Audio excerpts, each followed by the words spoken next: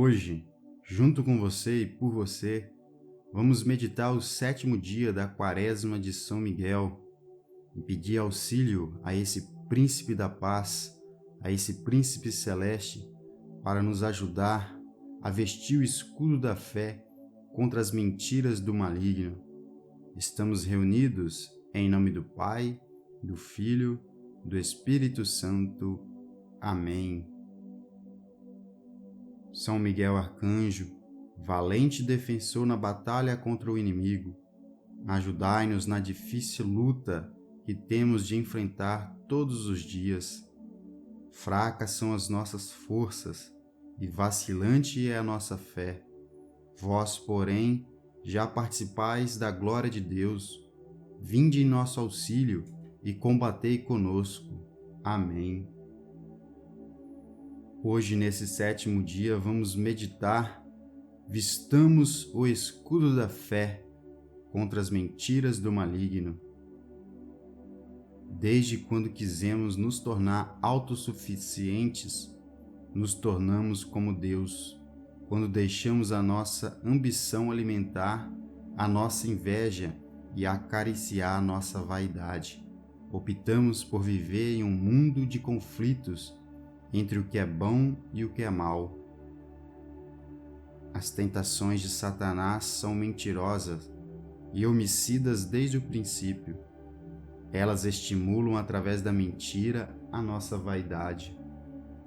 Vaidade essa que, por medo de feri-la e da dor que isso nos causa, gera e cresce em nós a desconfiança de tudo, inclusive daqueles que nos são mais próximos e nos querem bem. A serpente já aborda Eva como uma mentirinha, invertendo a percepção do que é dito e deixando em suspensão a dúvida. É verdade que Deus vos disse: não comereis de nenhuma árvore do jardim? Deus não proibiu desta forma nossos primeiros pais de comer fruto de nenhuma árvore, e Eva reconhece essa mentirinha e a corrige. Mas, em vez de cortar o mal pela raiz, ela continua dando atenção. Podemos comer do fruto das árvores do jardim, mas do fruto da árvore que está no meio do jardim, Deus disse: dele não comereis, nele não tocareis, senão morrereis. Muito pelo contrário, Deus tudo nos deu e reservou de nós apenas uma árvore, para talvez testar a nossa fidelidade, ou seja, permitir que nós possamos amar através da liberdade de acolher ou não a sua palavra. A morte eterna, acontece exatamente pela falta de amor. Deus, neste caso, nos dando a possibilidade de amar, está buscando nos preservar da morte. Eu vos dou sobre a terra inteira toda a erva que se dá semente e todas as árvores que produzirem fruto com sua semente, para que vos sirvam de alimento. A mentira é um veneno tão poderoso que somente o pouquinho do engordo abriu a janela para questionamentos perversos e escancarou as portas para a entrada de mentiras ainda pior, inclusive com aspectos de verdade ou com meias-verdade. De modo algum morrereis. Pelo contrário, Deus sabe que no dia em que dele comerdes, vossos olhos se abrirão e sereis como Deus, conhecedores do bem e do mal. Primeiro a serpente contou uma mentirinha, para que poderia facilmente se passar por um mero engano, um pequeno e inocente equívoco de quem desconhece o assunto, uma informação errada. Aberta a porta, ela contou uma grande e perigosa mentira, desmentindo a palavra de Deus, e concluiu falando palavras verdadeiras temperadas com o veneno da mentira. De fato, Comer do fruto proibido abriria os olhos para o conhecimento do bem e do mal, mas esse conhecimento poderia ser nocivo e fatalmente levar à morte. A morte veio não necessariamente por causa do fruto em si, mas por causa da falta da fé em Deus, por desobedecer, por desconfiar de Deus, por Ele ter ocultado o que despertaria em nós o vírus da curiosidade e da autossuficiência. Só Deus é autossuficiente. Querer ser assim é querer se tornar como Deus. Poderia ter pensado: por que Deus não nos disse isso antes? Deve ser muito bom para Ele querer guardar só para Ele.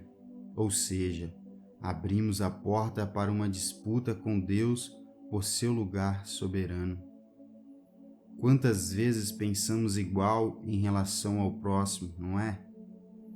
Esse é o perigo de sempre, indistintamente, procurar olhar para o outro como se ele fosse nós mesmos. Devemos fazer isso para as coisas boas, colocar no outro a nossa bondade.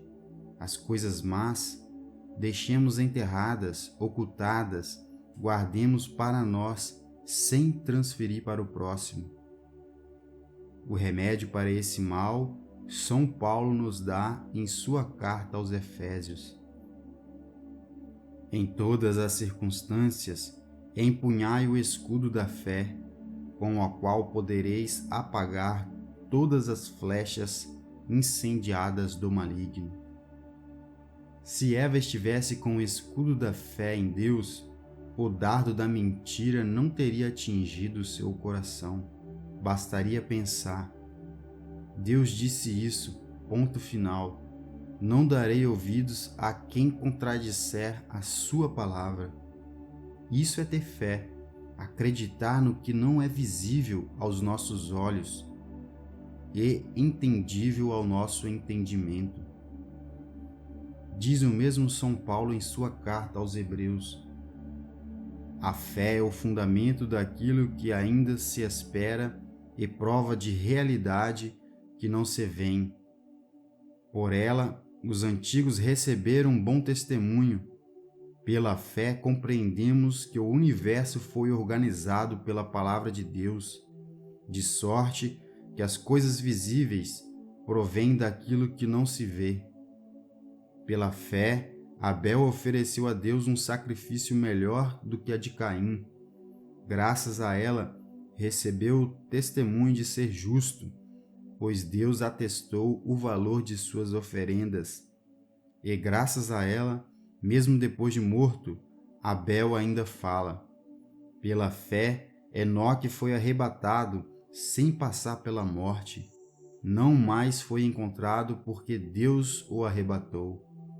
Antes de ser arrebatado, porém, recebeu o testemunho de que foi agradável a Deus. Então, não sejamos como Tomé, que só acreditou quando viu e tocou Jesus. Cristo veio para nos restaurar. Se Eva pecou pela falta de fé, Cristo veio e restaurou por meio de Tomé, deixando-o tocar em suas feridas, mas alertando para que não seja mais incrédulo. Porque me viste, creste? Felizes os que não viram e creram.